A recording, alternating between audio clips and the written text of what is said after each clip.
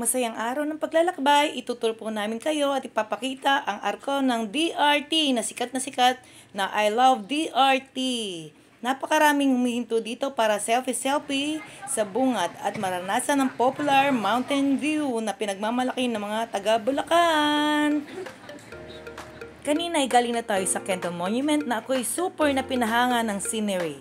Kaya't babalikan po natin ang imahe ni Mama Mary upang saksihan ang napakagandang scene ng Doña Remedios Trinidad.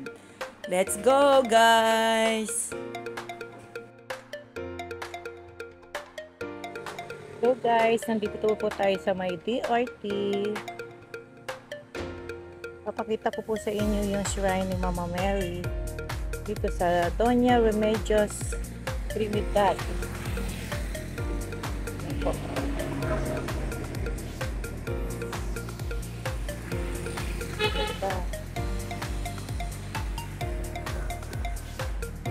Ay, super right. Talagang nakapwesto na siya.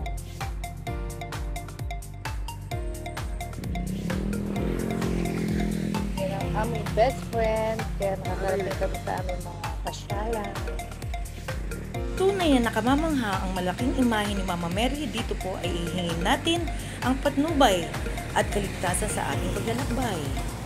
Ang himig ng mga ibon ay isang simbolo ng isang masayang pamamasyal na wari nagpapasalamat sa pagbisita sa kanilang napakagandang lugar.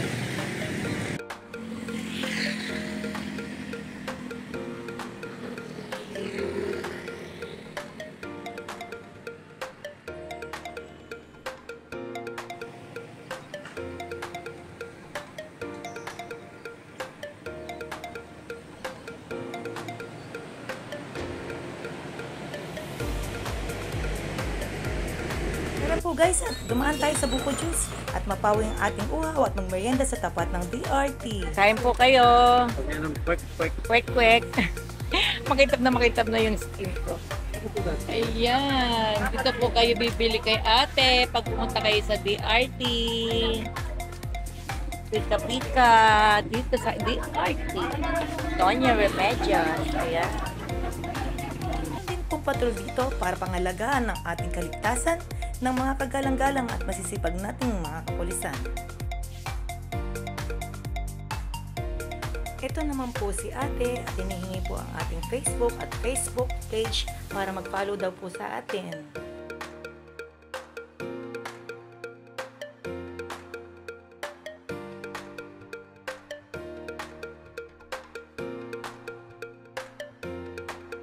Dito kay ate. Yan.